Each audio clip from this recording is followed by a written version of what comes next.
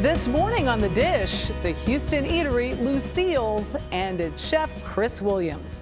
1 year ago, Williams was forced to close his Southern-style restaurant during its busiest month after the flooding rains of Hurricane Harvey. Lucille's has weathered the storm and is having its best year since opening back in 2012. The inspiration for the restaurant goes back 3 generations into the family history of its owner and chef. Tucked inside the kitchen of his restaurant, Chef Chris Williams prepares the dishes he's created from scratch, having tasted each and every ingredient. But shockingly, Williams prefers his customers be the first to taste the final product. I make it and send it out and look at the guest reactions. Who ever heard of that? Is that like a chef thing? I don't know, that's just my thing. Okay. Even with his take on the classic pork and beans. Oh my gosh. That has flavor. It's pretty good, huh? You never know what might meet on his dish. Chili biscuits topped off in cheese and dark chocolate. Braised duck confit served atop sauteed collard greens with a parsnip puree. Where did you learn to mix so many different flavors? I was fortunate enough from my experience. This is all my traveling that I've done. It always makes its way to the plate. It's hot.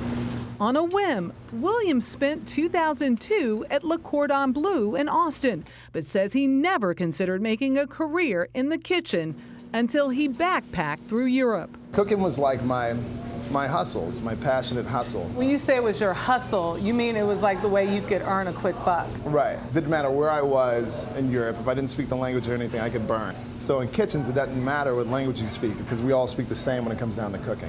After a stint in D.C., Williams moved home to Houston to open Lucille's. The namesake of his restaurant? His great-grandmother, Lucille Bishop Smith. She was a matriarch to your family. Right, but also she was just like that pioneer and trendsetter and just fearless with what she was doing. A chef, a culinary educator, and entrepreneur. Starting in the 1930s, Smith had her own general store, developed curriculum at Prairie View College, and ran a camp for girls. This is really your shrine to Lucille. Yeah, we call it a reliquary. In his private dining room upstairs, Williams created a place for all the relics he found researching his family. This is Lucille's recipe box. That's the treasure chest. Filled with mid-20th century favorites. Candy, cold desserts, cookies. Lucille fed everyone from heavyweight champ Joe Louis to Martin Luther King Jr. In this letter, President Lyndon Johnson thanked Lucille for shipping fruitcakes to local servicemen fighting in Vietnam. But perhaps she was best known for her own special invention, served in first-class cabins on American Airlines. The original instant quick biscuit. So we make the original recipe, the slow 3-hour method. But in that industrial time, people were looking for something convenient. And quick. She came up with a way to make it instant. And then 30 minutes later, you have your hot rolls. Does his hot biscuit and his chili biscuit live up to Lucille's? Okay, here's the debate. Here we go. Okay. Here we go. I made them. I served them for 7 years.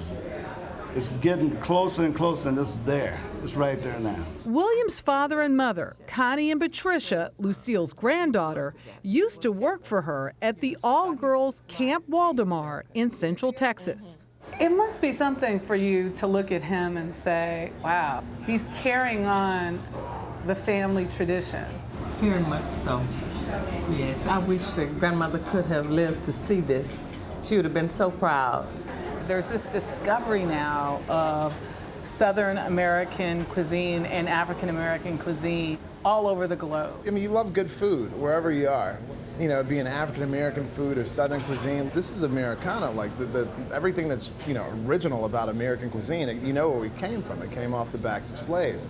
Southern soul food is the base of the American food scene now. It's just now being recognized for what it truly is. The best food I ever find anywhere I ever go is the food of the poor people. I find that to be the most creative food out there. It's not fancy, beautiful, fake, just honest. And I find that beautiful. Lucille has faithfully served Houston's museum district since 2012, but was forced to close its doors during Hurricane Harvey. It came in the middle of our busiest month and stopped business for almost a full month. His kitchen helped feed Harvey's first responders. And I know a lot of people had some really tough experiences, and we wanted to contribute and do what we could. So we did, and that really made itself part of the culture of the restaurant, which was what my great-grandmother was all about. William says he remembers visiting with Lucille during her final years, a 7-year-old boy helping to feed the great-grandmother whose days of feeding others had long passed. So if you could have this meal with anybody, past or present, who would that be and why? It'd probably be my great-grandmother. Yeah, without a doubt. Let her see how I size up to her, what she would think. Can you imagine? Those chili biscuits are not right. You need to let them rise another 30 minutes before you put them in the oven. Yeah, I could see her just being a perfectionist.